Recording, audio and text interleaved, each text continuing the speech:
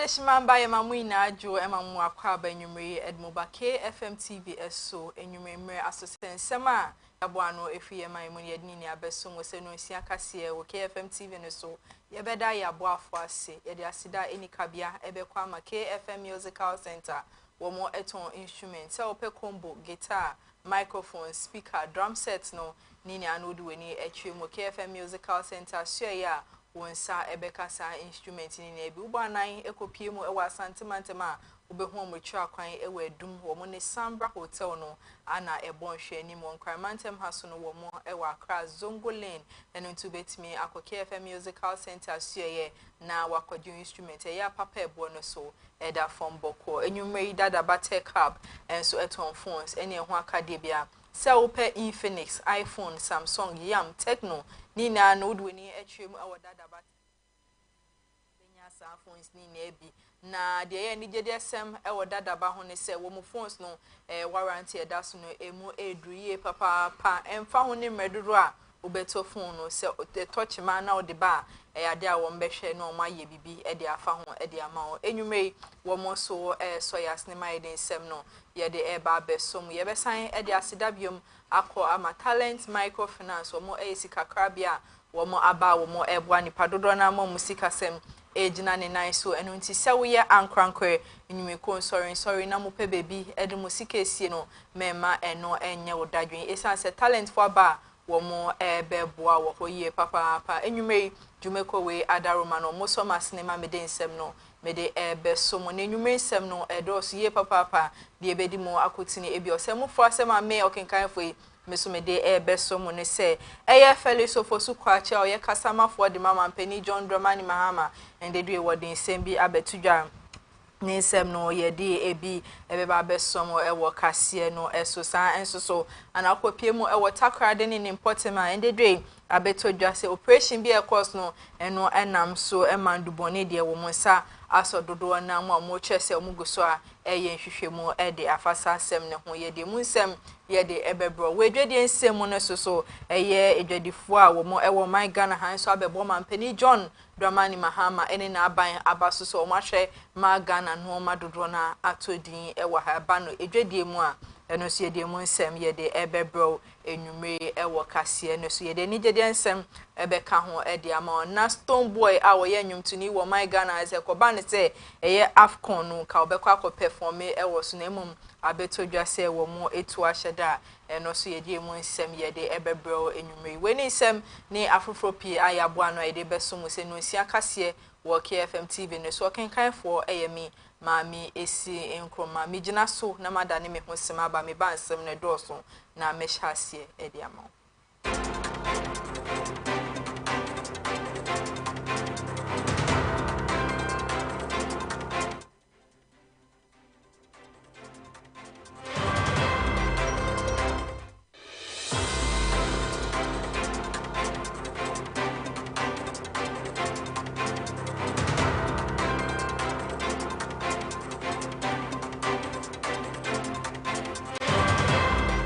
Ebusia for your time amuna kwaba egusu adamasi se enwume mugusu etimo TV no ho amohwe no nsia kase wo KFM TV ne so na mekoso e kai wo se enwume semi etwegu ewo ye abefo ntentam fidie ne so Facebook and YouTube KFM TV GH and YouTube betimi ahwe bi na wa share na wa like na wa dwentwe no so di egu ase ama me kama me hyensem na se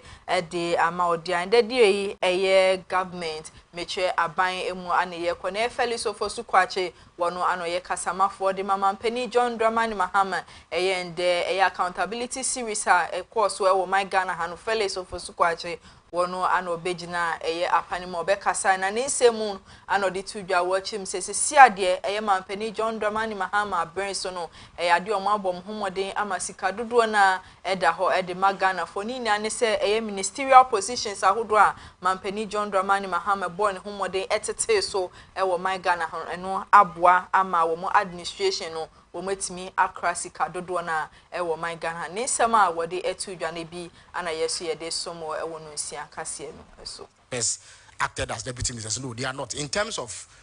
entitlements, they are equivalent to ministers, presidential staffers. So when you hear somebody referred to as a presidential staffer, in terms of entitlements, their function, they don't function as ministers, but in terms of what they earn and their package that goes with their office,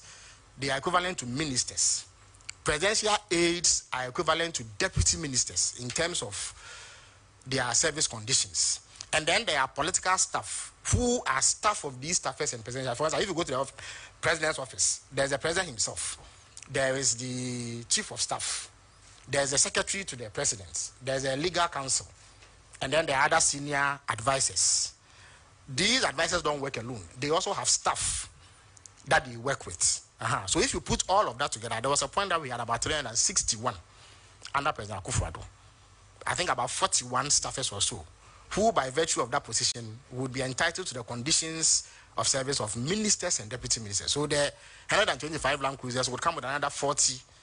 Land Cruisers and 40 saloon cars, 40 bungalows, or 40 sets of payments of, rent allowance, 40 sets of payment of fuel for every week, and then all the other conditions that they are attached. So you do not really need a soothsayer to tell you how colossal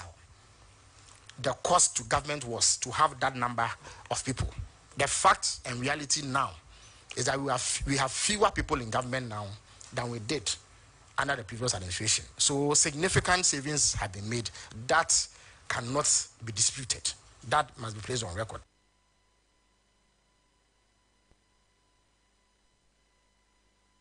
Ebusia Fanuti Felix of Osukwachi Awokasa Ede Mama Penny John Dramani Mahama wono anodin same way etudwa yenso ye de bi aba besum ne nsem ne wan fancy wa wosan e de tudwa bi ma wo chem se okopie mu wo bia ye fe wo se nyame dom ana ohia ba ye chip compound a mo si wo no wo che se obi bia enko makoma to mo emisa se sa compound ni de wo mo wia ne sa eno ebeboa ama healthcare infrastructure etimi akwaso ye papa de amon ni titiu ene wo my Ghana Felix of Osukwachi wono anosan e de nsem we etu edwa. I'm an ex-official member of the District Assembly at AAK, so I know for a fact that if you go to a place called Nyamedom and Uhiaba, we started and are almost done with 2 CHIPS compounds. As I speak to you, the procurement process to buy hospital equipment to furnish those CHIPS compounds are underway. And indeed, we are only a matter of weeks away from commission. I'm sure I'll be doing the commissioning myself. So if you come to AAK, you see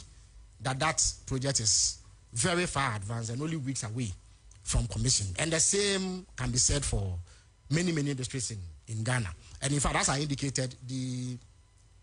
local government minister, under whose auspices this initiative, because he has jurisdiction over district assemblies, will be here sometime next week. He can give you a breakdown. I've been in touch with him and he indicates that they still are collating the specific details and data, and he will give you that. But I can assure you that it is a program that is far advanced. Ebusia for emra wode ne nsem ebe wie wo san ede nsem bi etudwa efa Ghana ye transport system ne ho awoche mu se eye transportation no ho nsem aba bi si ba se wo my Ghana hana ban ebo ne ho mode se wode nhihye pa ebegu kwam se ne be betimi aboa ma bibia no wo metimi aso ano ede amai ne nsem a wo san ede tudwa ne bi ana yeso ye de somo ewo kase no eso. There are some transport operators who are engaging in rent-seeking behavior. Because ordinarily, transportation is a largely private sector-driven activity in Ghana. We have these transport unions, GPRTU and what have you, who organize transport systems that convey the generality of our people. For some reason, after the persistent reduction in fuel prices,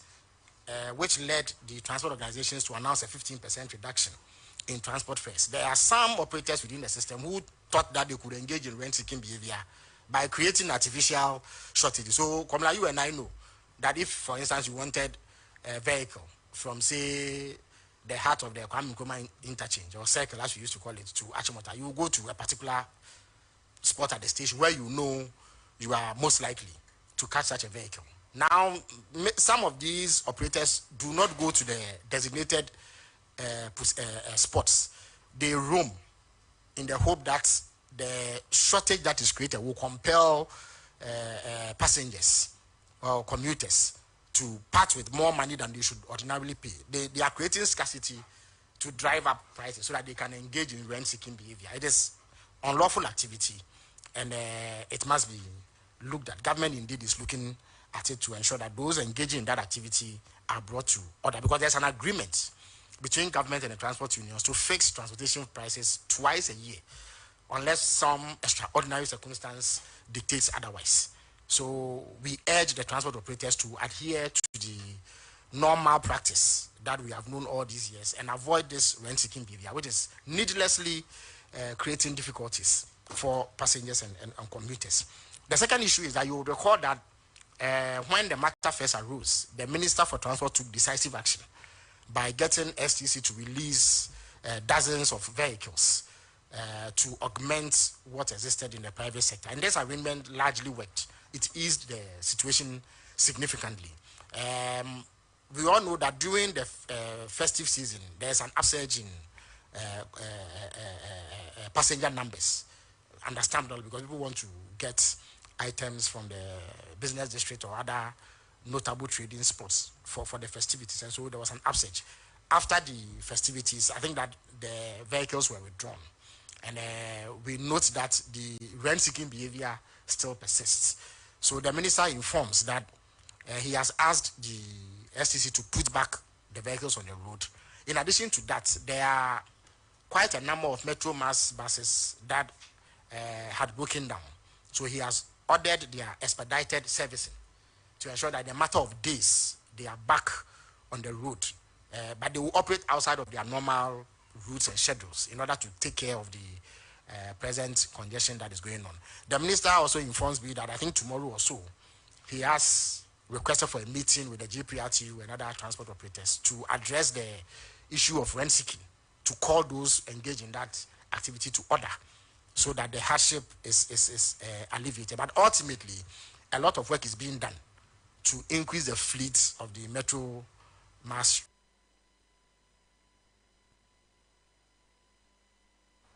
Ebusia for Felix of Osukwache wono anodin sem we to dwana ne sem no edoso ye papa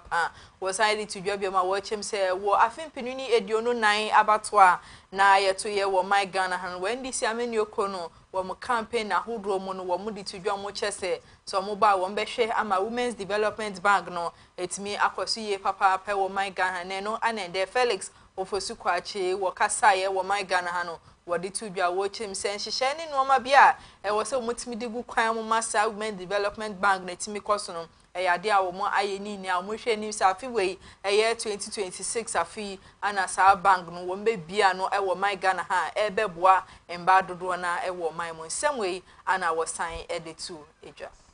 are such that they simply do not have access to this microcredit. So it was identified as a major problem, and ones whose resolution would catalyze additional economic growth and enhance the welfare of Ghanaian women. So the promise was that we will set up a Women's Development Bank, capitalize it so that they can lend to women at all levels of the Ghanaian economy. Indeed, in the 2025 budget, 51 million Ghana cedis was allocated, and that was meant to help finance the processes that will lead to setting up the structures for the bank. In the 2026 budget, 401 million Ghana cedis has also been allocated. I can assure you that under the auspices of the Vice President, work on the Women's Development Bank has gone really far, and in all likelihood this year it will be rolled out so that Salamatu and your colleagues can storm. I'm not sure what Mr. Iya makes of it, seeing as it is a Women's Development Bank. I don't know what will be in store for women when we venture, but whatever it is, given that the majority of our population is made up of women, and women have proven themselves to be very entrepreneurial and enterprising and are able to turn around capital for the betterment of the families. It is something that will go a long way to help address the economic concerns of Ghanaian women. So we look forward to doing this as expeditiously as possible.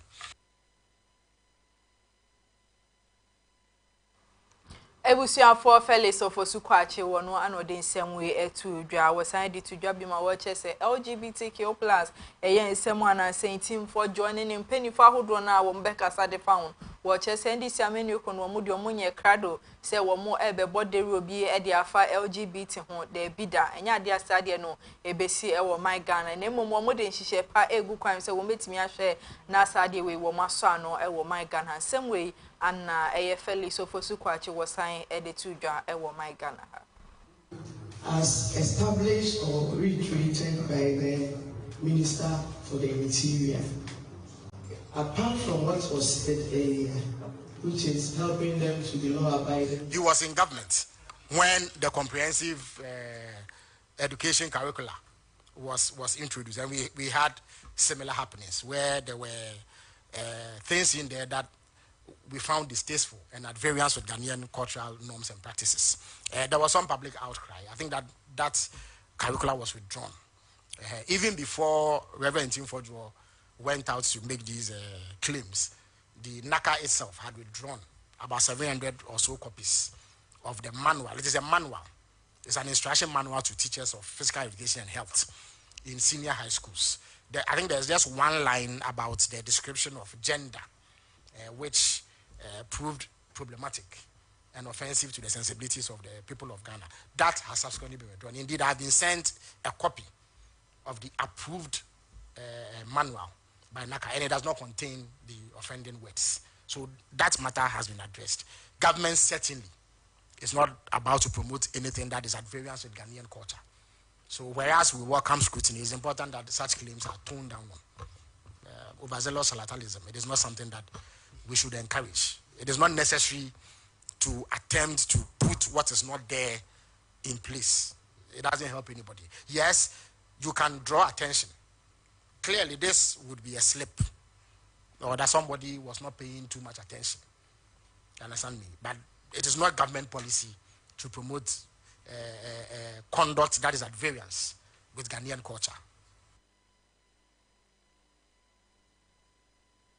Ebusia for Felix Ofosu Kwachi a woye kasama for the mama mpeni John Dramani Mahama wono anende dwe wudna simpie na paso a wode accountability series wode hihye so ewo my Ghana ansem de do na ana wode gu kwan ma yenso ye de biba ebesum ye de wo free sansem ni mo na de wa konsem fofom dia Ankane Deputy Minister of Finance ewo my Ghana ha onmonyam for Abna Osei Asari ende dwe wode abetudwa wo chem se wono de NPP amenu kon we si odiba omiachi we si ope Kennedy eno ana Abna Osei Asari enso aba montima wo che se won de wo susu se ewo gidie se Kennedy Japan wono ana obedi NPP amenu konenma ebeboa ma party ni nkonimdie mapa etimi akọ ede amomo ewa afimpinu ni eduonu wotwe abatwa ye beto ewo my Ghana no nti one day wodne support na etai Kennedy Japan echi se won betu franka and farmer the New Patriotic Party NPP amenu kono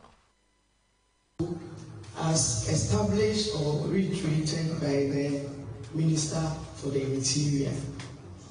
Apart from what was said earlier, which is helping them to Ebusia afanu ntin sema Abna Osei Asari de tudwane enso ye de bi ababesum ye gina so ne ye twa ye ho akwaja abo afon krato abaye ban sem no ye beto aso ede amon. This cycle is complete.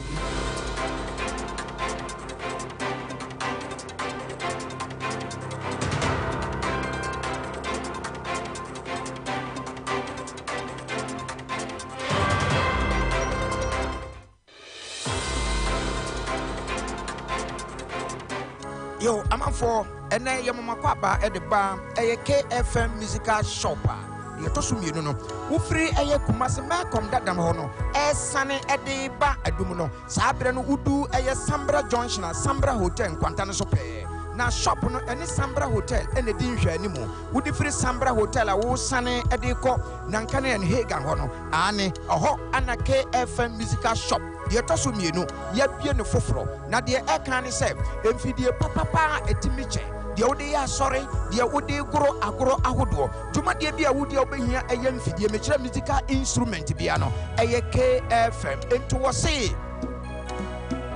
Ghana Muntie. Asante Mai Muntie, a KFM musical shop. Anna Sabre, Yabiano for Monochai. Ewa Premper the 2nd Street.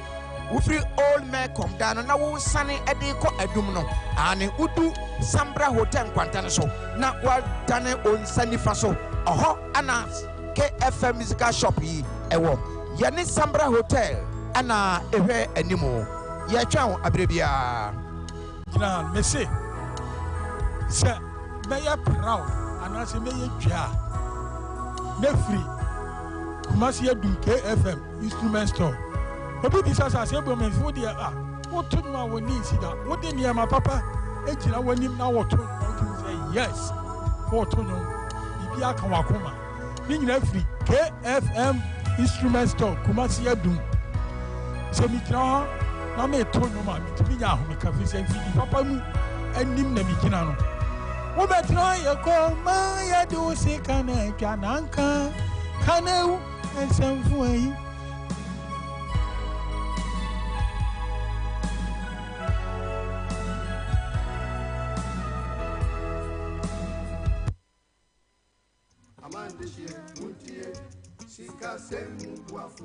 Medo benami Ghana duko do ajakle ho duko kata.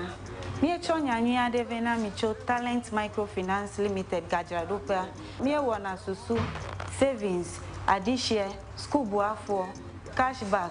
ple bubua okata. Nenyebe egajom de mi agbo la letie tomegbeko ateun aho gadodo. Kenenyebe egajom vivi la nenyebe o gahia ola atenwa ava de ogai kene hia fa. Tanenyebe mi foncho mi afa jomu yo kenye mi afa gadodo nyawa. Business loan elemiashi, church financing elemiashi, salary loan elemiashi, eye bubo li kenye personal loan. Nenyebe mi foncho business loan enye gadodo ikemie nana asichalao. Nenyebe washigba keke alum eleswe we have talent. Mi pepegede nwo nenye wo shigba lesua na woge wo kekegede ji to talent pomo nuome nenye be mi fonchu mi afa salary loan enye gado mo mi ke mi vuna mi afa jirudu $1 nke ga nyo he ya va talent wo pay slip pe bank statement ye kwenye nwi hia o na kokko ho salary loan le rate mi to keke akeji church financier personal loan va nenye habobo masoli hama eji fufofo sankuo jitao olila ashibobwe kekeake mie flegeno na nohem v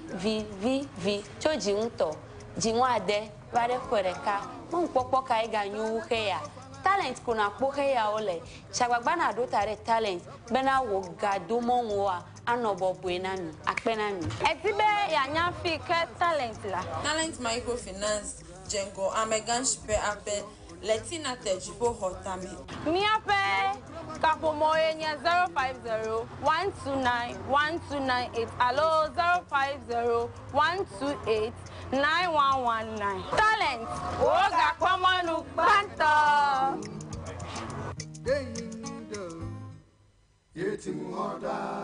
Talent Microfinance, your channel of wealth.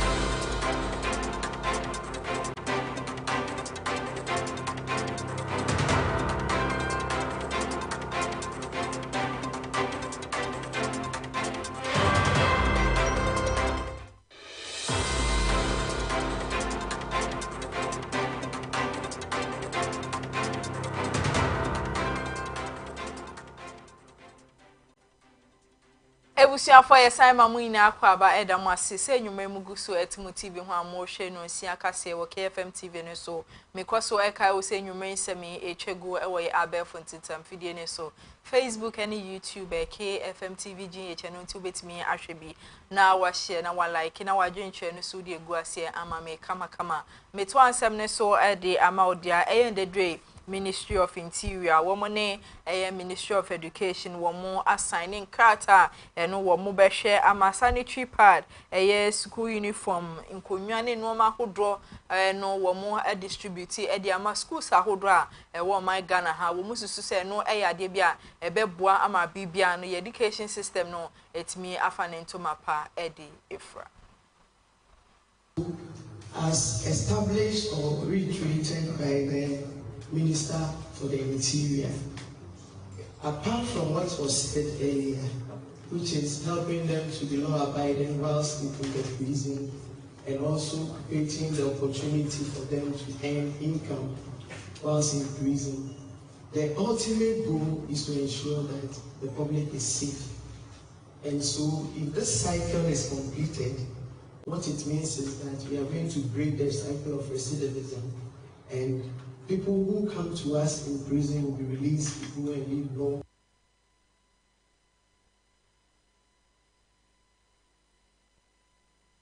In some way, Anna Ministry, one more day, I bet to dry and see the be about best. Some year free sans seminary do a consent from there. A year and the day, a year or by ya, a free fire, a busia, one more ato Santineco Pim, or man penny dada, a year John a Jacunco for Akachia, Mochim say, a year Ankane, former head of state, a my Ghana Hano, when Yanni baby corner, and I'm saying a busia for Eto Santineco Pim or Akachia, one more day, and the final funeral right later no. Womode kwama John Ejekumko for moche se no ebe koso January boss mini de toso eduonu 9 e wa fimpini eduonu nsia emu eye enei ye ba be hu omampani je ekufuo no amane ye de babo ne se ono a ne nuaba ne dofo e bibia oba ye afrifa okona kura eni chi ne ne e baba bo na amane oba ye afrifa se me ka se me bo ba ye afrifa din ya eye former lieutenant general Kwesi Amankwa Afrifa na no hokafo no na ne yire no ono ware no first me gina busuane nyina namu e da won papa se ne e ba be hu former president yi wati nanimu a kire na waji e fe so e de nyame din da na se papa se brudu ho no aye be ye de hye oba ya Afrifa eyiye no obesan beta ye chi na ya ye no ya kura no kura and the minute to Ghana for you and no say mesre wo so oba pani Afrifa oba ya onya na kura akọ nyame aduma 24th of this month January ena yedina ye ne be sheda ewo Teshinungwa United Church Busiafo enu nti semwe ana oba ye free fa na busiafo e de abetidwa yen so ye de bi aba beso ye de we free sansem num na de akonsefo from there e Minister of Trade and Industry one so e de nsem bi abetidwa and then nwumre ya wo hwe nim say ye security services ahodo a mo my Ghana hano wo mo ebe ye bibi e de afa no ebe boa ma bibia no woman no etimi akon nim na san fa ne ntoma pa e de efra no nti e Minister for Trade and Industry and there wono so e de nsem abeto emonti ano mi nhemu kena enti me frɛ me nuanom ministers a omohwɛ interior defense education lands and forestry say ade ba kwa me de mani hwɛ ayɛ a ebeboa Ghana pa ne say ye uniforms na security for share lands and forestry to say forestry commission for ni ade ne hye no senka itimi ye kwan na ye pam no wa ha ke ba ma ye garment industry na kɔ nanim pa me kan obi aso ne me ya adwen kama because on $6 na ade akomo obi a opam ade ni nyina beka krom ha ya na adwuma no na ebeboa ye nyina beka ya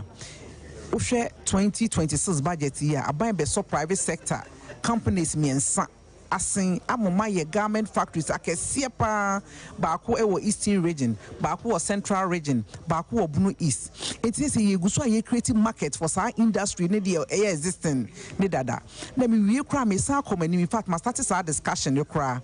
me international brands amanko for pam wo Ghana ha ye wo companies mienu miensa bi a mo pam for international brands but ye pese ye ne more ma Ghana eventually be a hub for textiles and garment for West Africa ha. Oh, a very good initiative. Senior Honorable Kanye no.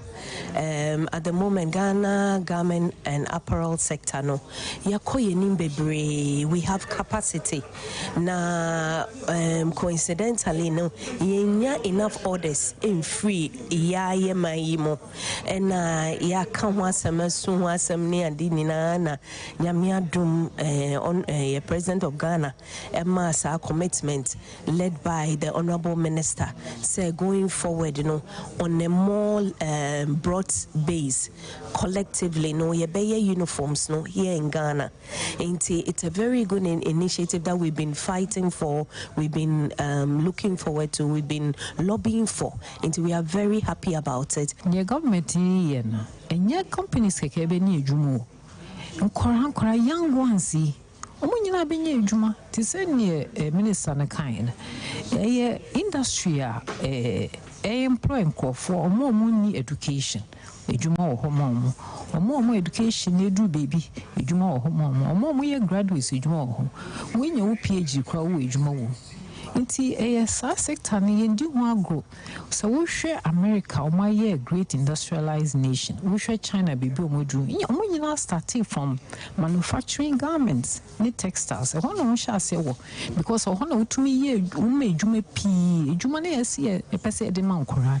sector we na be ma over 50% of it in a very short time. Ebusi afanunti same way ana Minister of Trade and Industry and in penny for womode abetu dwanwume ya yenso ye de bi ababe somo ye to ansem no so ne do akonsem from there ye do kopie mu e Takra deport ne nde eye operation bi e course no eno enam so mo twem say 25 million suspected illicit in Duboni ana sesia de wo monsa so mo chese omugo so a hwehwemu e de afasa Duboni ho bia ya hodo efri a etimi be pie mu e wo no wo mo hwehwemu e de afa ho.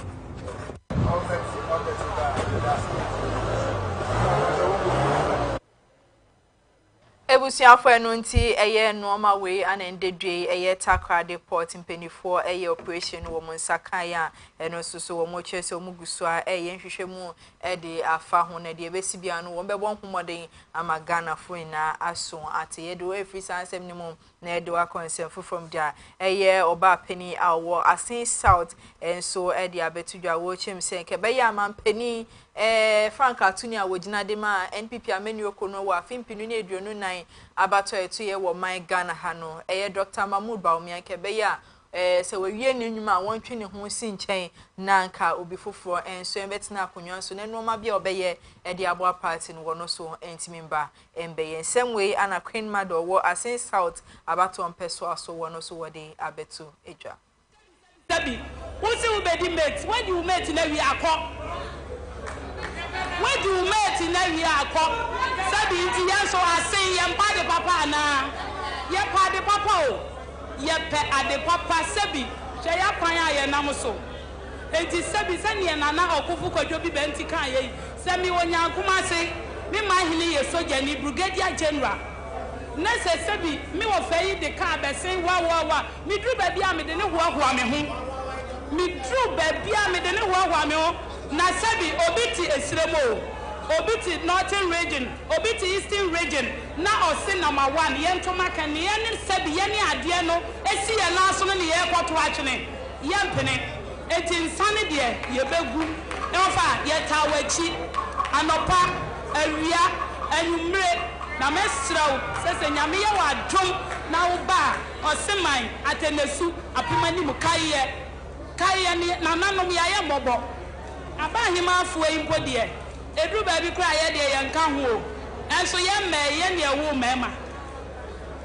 ye ne ewu mema bi wo fa ne ye nim sa de ofia eye iti mesraw any delegate amuwa ha nyina se bi sa wo ne wo boy ana wo ko tifie na na adwuma sɛye a ɛwɔ asɛm a ɔka kyerɛw na mmom no so onya adwuma ne ya owi obɛka kyerɛw sɛ wo to ba akokora akyia wo mpɛ ubiem asɛm a me bi gya mo no sɛ nyame yɛ adwuma 31st of January abano monkoto na monto ni biem na ne 1st February no asin nyina yɛ fitaa de nkunimdia botire yɛ de ahyɛ nyankopɔ di animunyam leda mase Ebusian Finance Semwe ana Queen Madowo asin South Abaton Peswa so wode abetudwa yensu ye de bi ababesom ye to ansem ne so de amount de and driver and vehicle licensing authority awo mu penny audio munim Ewura Julius ni kwe court wode abetudwa wo chem sese ade wo mu 10 new offices ahodo wo my Ghana ha wo mu esino wo chese wo mu ebewie nche bia wo mu ebebia no de amobibia wo Ghana ha semwe ana wode abetu edwa Itia and Sabankasi we did the chain and the bar. We again did Shanti Abwakwa Isu. We did Nasoma and not die. Taking 10 in number. To speak now, this very much. We have a shaman office ready. We have Kaswa office ready. We have one in Bantama. That is an existing PBTS which we upgraded to Ultra. We have Egum, the new office which is ready. We have the Teshinwa office which is also ready. Then we have one in Jessica, which is also a PBTS which has been upgraded to an Ultra center. So these 6 are ready for commission. In 2 weeks' time, go around to commission these units. The ones that will be coming again, apart from these 6, we are bringing an office in Dengi, another one in Salaga, Abaga, Tomoro. The Jumo office is a border project office. Then one in Adam, Isala, Kibubi. The Chebi office is ready. The office is ready. The classroom by this office by the end of the year should be ready. If you can remember very well, last year we made a proposal that most of our brothers and sisters staying outside or living abroad, some of them use the Go Boys, get work done for them, and most of the work done is fake. So we made a proposal to the Ministry of Foreign Affairs where we can go and offer license duties over there, some overseas countries. Just yesterday, the Minister of Foreign Affairs, Honorable Okudeko Ablakwa, signed for the DDNA to undertake this project in 5 countries. These are the countries. We have the United States of America, United Kingdom, we have Canada, Germany, Netherlands. So these 5 countries will witness DDNA's presence.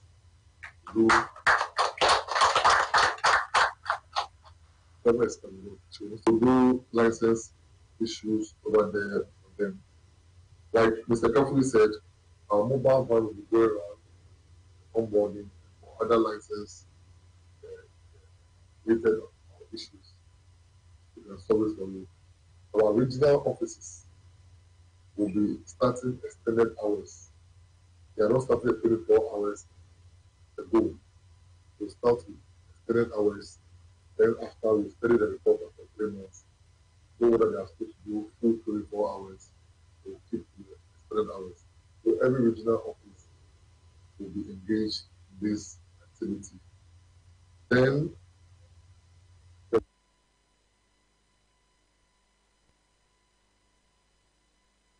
Ebusian Finance Semwe and driver and vehicle licensing authority wo mu CEO edi abetudwa yen so yed bi ababesum yegina so ne adane ho sima ba ye ba ye den sem no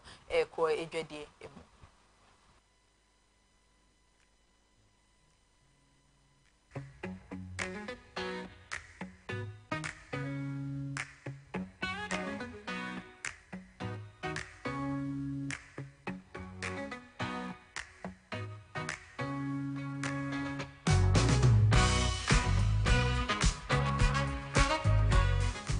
dia den sem no ekọ edwadie mu dia eye adetonfo a wo mo ewo my Ghana ni titire ne nkramantem ase enso abebo eye mampani John Dramani Mahama ni na aban so se o mabom homoden ama Ghana ye inflation no etimi atihu aba from ye papa mo chese no eye ade bia eboa emomade ton no etimi ekoso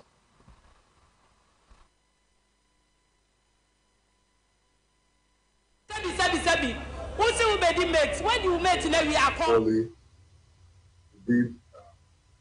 We said last year me fantos 28 million. Ubeton be no almost 1,000 na eko. By this year there, aye kesia amafa 28. Into this year there, make us say a year cry change this year. A buono oh say see and toast basket ubenya ni 25. Your cry de to me share ni 200, which is small basket no. But last year obi crack it 80 and cities mean to me and share man or this kind of kwaso na eya nti eda yame asese odi en bedu pempen so eye se se eda yan han now we say formula last year but this year enu etesirimpo se bibia ye fine but de to na ni honom bibia ye fine enso so makwa ba efo pa yes last year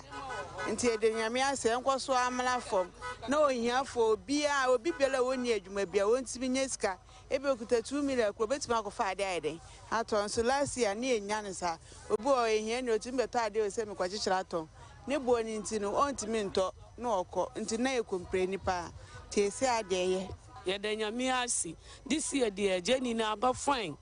na first kan ye ntimi nto last year by this time Jenny untimi nto but this year de aba ena ye ton ne bo so fufufu first wenu ubeton no 900 950 and they say 550 450 ube betima money panu basket ni so na 700 and they 200 mpo enie nti sisi ade de nyame ase ti nyame mbo ajoma no ye jima ni ye no ye fonye aduane ndi sisi ade this year de ya akamfo no pa obi ada nase nti de nyame ase se bibia ye fine me say ya betom pa nya asem ketwa se be ye kura be kwa akurase driver lorry fe kura ye nya ma driver akurase so ye kwa akuafo de be chi atom ya se ma ye mobo ye de beduru ha wie ye nya obi kura nso mu ntoma ye ya ne ye tete bode obi kura ba ye fra no kura onfi ye no wato ama ye ye be de ye kwa ye kurase ye kwa akuafo so be chi atom driver na paki we Ebusiafo no nti ejina eye edwade nsem so na enwume no si akase no yedini aba na ewi yensem no na edoso ye papa na enwume de di mo akoti ebie ne se Felix ofosu kwache ene enwume wode nsem bi ebetu dwa efa eye aban sika wesie di ato esa nsem ministerial positions ahodo no wotete so no yede mu nsem yede ebesun Takra deport enso operation bi ekoso hono eno anam so momunsa aso nduboni dodo na emu a eno so yede mu nsem yede ebo yede dwede nsem eka ho edema eye dwadifo a wo mo ewo my Ghana ni titru ene nkramantem han so de abetu dwo mo chese mrama mpani John Dramani Mahama ene ni mpani fo betina so ewo my Ghana han eye wo mabom homode ama Ghana ye inflation no etimi aba forma eno ade a eboa momade ton enso ekoso idea mu nsem yede ebesum we ne nsem ne afoforo pi a yeboa no a yede ebesum se no nsia kase wo KFM TV ne so yebeda ya boa afo ase KFM Musical Center Dada Batek Hub and a Talent Microfinance womo anenwume womo timi bo metri do ma mede nsem no medeba ebesum yebeda obi bia ase so wo so oje Brett Now TV ho a wo hwe ye ne yeda mu ina ase yeda production team ni na so ase se enwume womo so womo boy ma yede kase yede ebesum oken kan fa wo team nka enwume edin a meje so ene maami esi enkroma yakra mu ina